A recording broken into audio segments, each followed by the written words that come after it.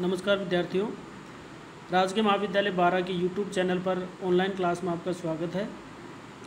हम BA second year के first paper को पढ़ रहे हैं और इस पेपर का नाम है प्रमुख राजनीतिक व्यवस्थाएं।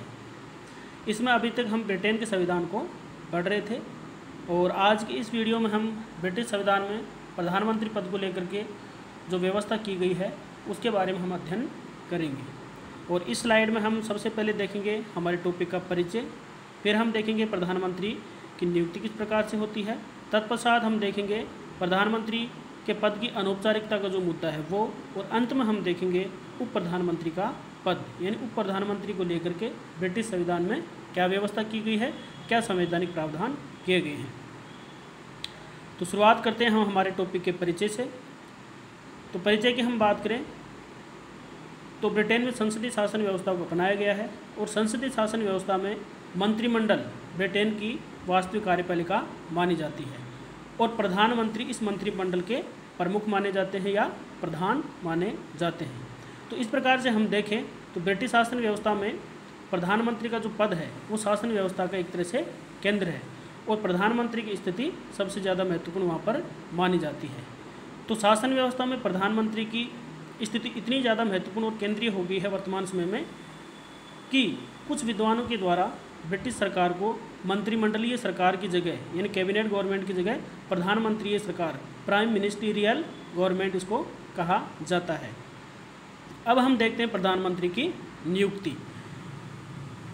की हम बात करें तो सैद्धांतिक रूप से प्रधानमंत्री की नियुक्ति सम्राट के द्वारा की जाती है, लेकिन व्यवहार में वहाँ पर जो लोकप्रिय सदन है हाउस ऑफ कॉमन, उसमें बहुमत प्राप्त दल के नेता को ही प्रधानमंत्री सम्राट के द्वारा नियुक्त किया जाता है।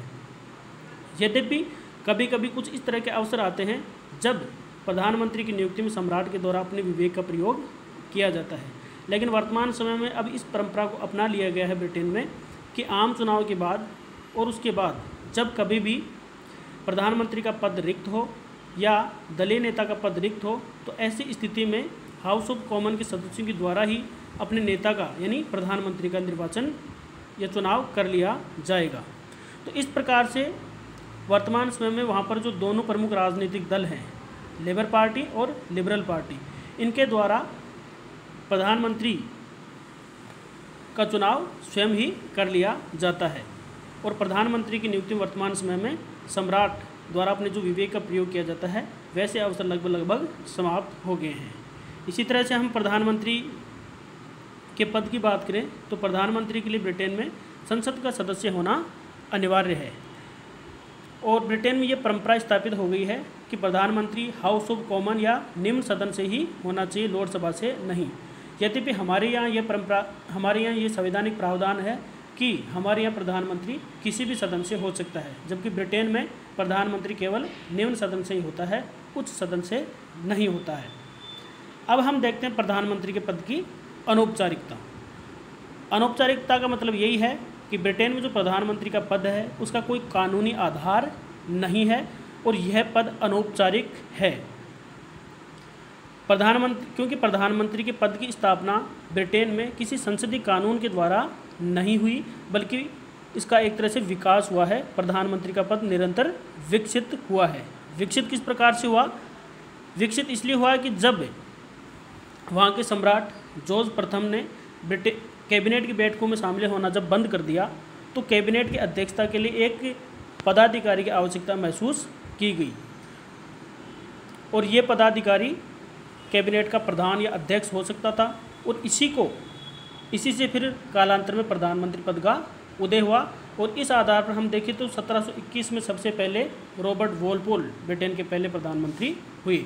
तो इस तरह से ब्रिटेन में प्रधानमंत्री के पद का विकास हुआ है, प्रधानमंत्री का पद विकसित हुआ है और ये अनौपचारिक है, यानी संसदीय परंपराओं के द्वारा या कानून के द्वारा इस पद का निर्माण नहीं किया गया है। अब हम देखते हैं ब्रिटेन में उप प्रधानमंत्री के पद की क्या स्थिति है। जिस प्रकार से हमारे यहाँ उप प्रधानमंत्री होता है वैसे ही ब्रिटेन में भी उप प्रधानमंत्री का पद होता है, हालांकि संसदीय कानून के द्वारा इसका निर्माण नहीं किया गया है। सामान्यतः ब्रिटेन में उप प्रधानमंत्री का पद नहीं होता, लेकिन उप प्रधानमंत्री 1997 और 2001 में उप प्रधानमंत्री बनाया गया था। तो वैधानिक दृष्टि से उप प्रधानमंत्री की हम बात करें तो उप प्रधानमंत्री अन्य जो मंत्री है उसकी तरह ही होता है। अन्य मंत्री और उप प्रधानमंत्री में कोई अंतर नहीं होता है। अब हम देखते हैं कि ब्रिटेन में प्रधानमंत्री के कार्य और शक्तियाँ क्या क्या हैं। तो ब्रिटिश शासन व्यवस्था की हम बात करें तो ब्रिटिश शासन व्यवस्था में प्रधानमंत्री की स्थिति सबसे महत्वपूर्ण है, सबसे केंद्रीय है और प्रशासन में प्रधानमंत्री को व्यापक शक्तियाँ प्राप्त हैं। इसलिए प्रधानमंत्री को क्या क्या शक्तियाँ प्राप्त हैं और क्या क्या कार्य किए जाते हैं उसको हम इन 10 बिंदुओं में एनालिसिस या विश्लेषित कर लेते हैं।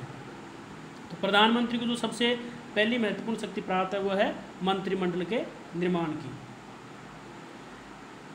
यानी वैधानिक दृष्टि से हम देखें, कानूनी दृष्टि से देखें तो ब्रिटेन में मंत्रिमंडल के सदस्यों की नियुक्ति प्रधानमंत्री के परामर्श के द्वारा ही की जाती है। लेकिन वास्तविक स्थिति को हम देखें तो मंत्रियों की नियुक्ति में सम्राट का कोई हाथ नहीं होता, क्योंकि प्रधानमंत्री जिन व्यक्तियों को मंत्री पद पर नियुक्त करने की सिफारिश करता है सम्राट उसे स्वीकार कर लेता है और सम्राट सामान्यतः उन्हीं व्यक्तियों को मंत्री पद पर नियुक्त करता है। यद्यपि प्रधानमंत्री की हम बात करें तो प्रधानमंत्री अपने मंत्रियों को चुनने में विभिन्न व्यक्तियों की स्थिति, उनकी भौगोलिक क्षेत्र यानी भौगोलिक क्षेत्र में उनका जो प्रतिनिधित्व है वो, समुदाय का प्रतिनिधित्व, अपने सदस्यों की या मंत्रियों की योग्यता या दक्षता, उनकी समाज सेवा की भावना, इन सब चीज़ों का प्रधानमंत्री क्या करते हैं, ध्यान रखते हैं।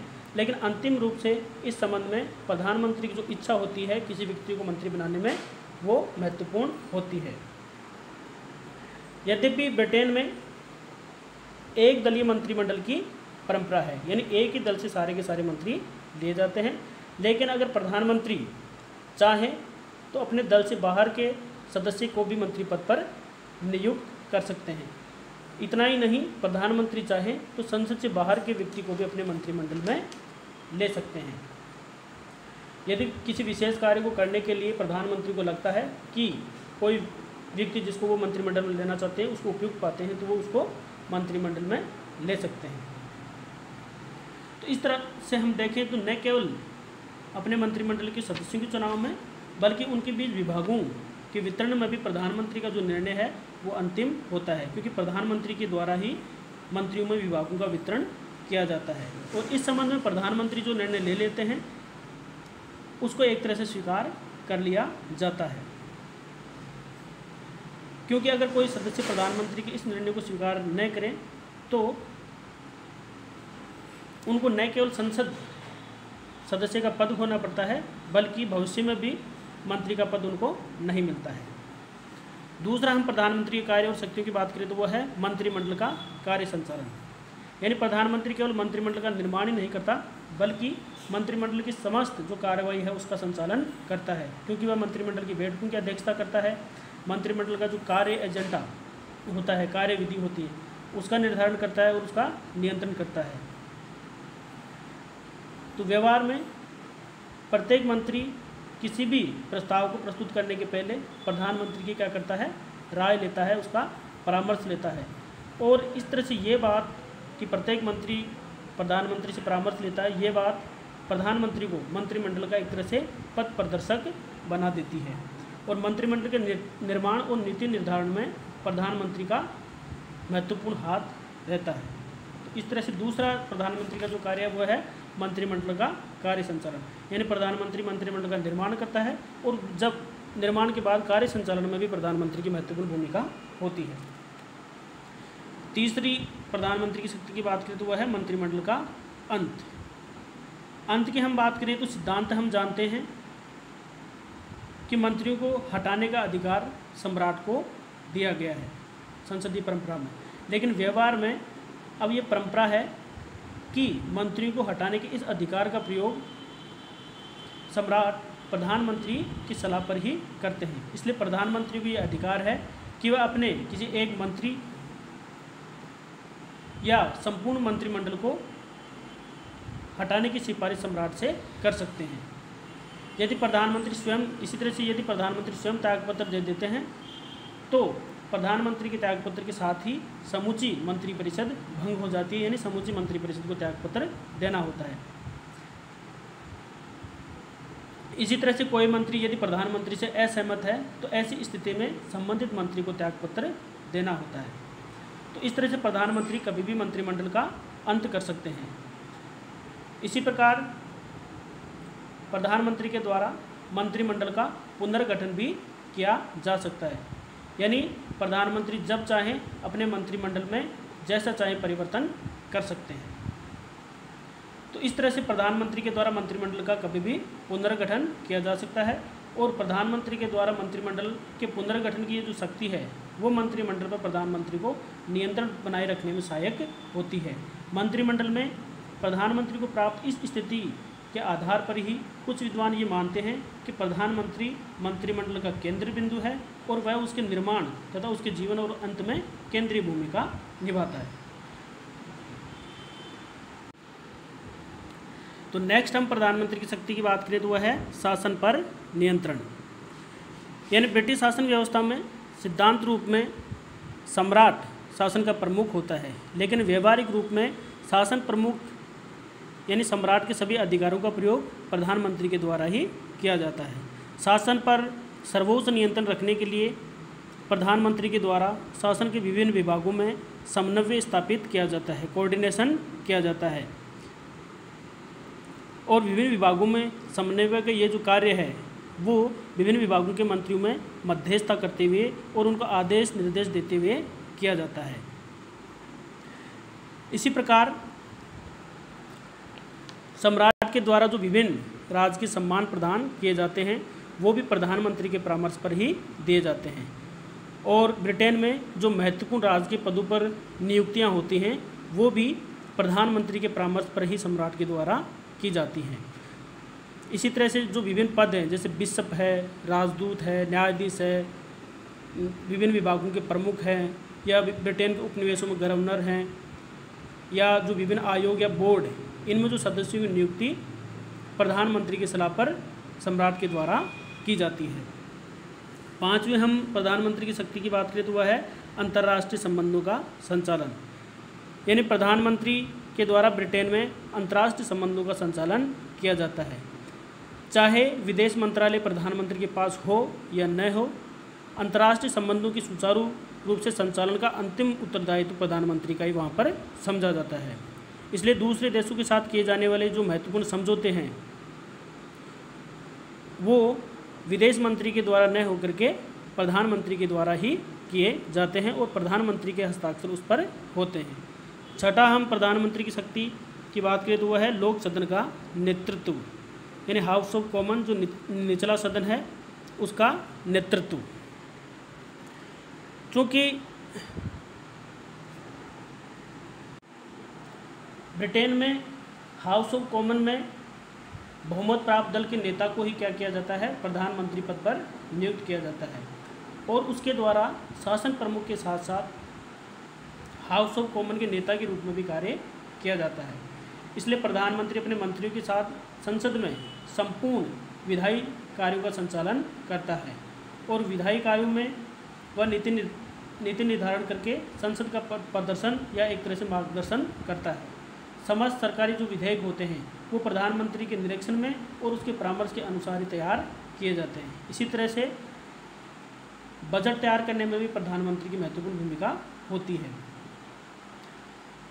सदन के यानी हाउस ऑफ कॉमन के अध्यक्ष और विरोधी दल के नेता से यानी विपक्षी दल के नेता से परामर्श करके प्रधानमंत्री संसद का समय विभाजन और कार्यक्रम भी तैयार करते हैं।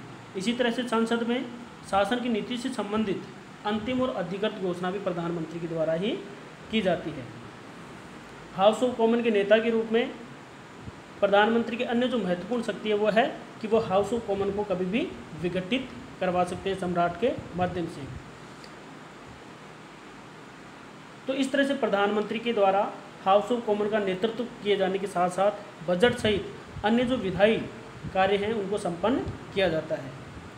इसी कारण ब्रिटेन के प्रधानमंत्री को अमेरिका से भिन्न और उच्च स्थिति प्राप्त हो जाती है, क्योंकि अमेरिका में अध्यक्षीय व्यवस्था होने के कारण राष्ट्रपति को विधायी कार्य प्राप्त नहीं होते, यानी विधायी कार्यों से उनका कोई संबंध नहीं होता और अनेक बार कानून निर्माण के संबंध में राष्ट्रपति की स्थिति काफ़ी कमज़ोर होती है।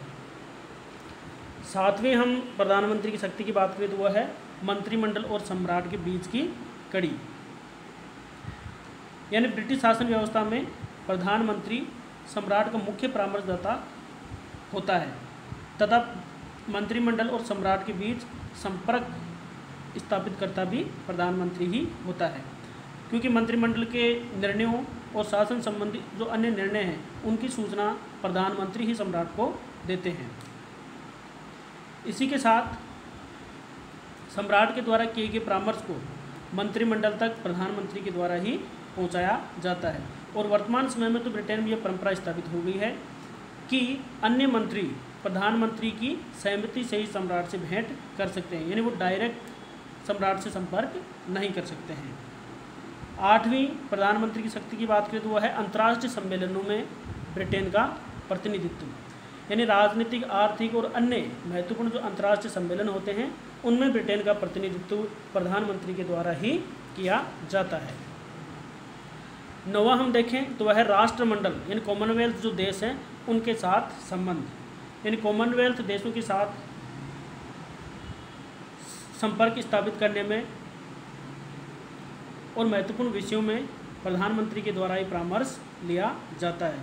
और प्रधानमंत्री राष्ट्रमंडल देशों के विचार विमर्श के लिए जो विभिन्न समय पर सम्मेलन बुलाए जाते हैं उन सम्मेलनों की अध्यक्षता भी प्रधानमंत्री के द्वारा ही की जाती है।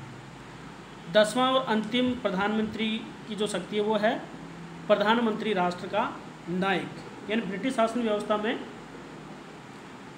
एक तथ्य जो प्रधानमंत्री को ब्रिटिश राजनीति में सबसे ज़्यादा महत्वपूर्ण बना देता है वो ये है कि वर्तमान समय में आम चुनाव में प्रधानमंत्री का ही निर्वाचन होता है। यानी राजनीतिक दलों के द्वारा अपनी नीतियों के आधार पर नहीं बल्कि अपने नेता के व्यक्तित्व के आधार पर चुनाव लड़े जाते हैं। इससे ब्रिटिश राजनीति व्यवस्था में प्रधानमंत्री को राष्ट्र के नायक की स्थिति प्राप्त हो जाती है। तो इस प्रकार आज हमने प्रधानमंत्री के पद को देखा और पाया कि ब्रिटिश शासन व्यवस्था में प्रधानमंत्री मंत्रिमंडल का प्रधान होता है, संसद का नेता होता है। इसी तरह से सामान्य नीति से संबंधित विषयों पर सम्राट के विचार के लिए विनिमय करने का माध्यम भी प्रधानमंत्री ही होता है। और देश में दल का सर्वमान्य नेता होता है प्रधानमंत्री और सर्वोच्च राजनीति का मूर्तमान स्वरूप होता है। तो इस तरह से आज के वीडियो में हमने प्रधानमंत्री के पद को पढ़ा। तो आज की वीडियो में इतना ही। धन्यवाद।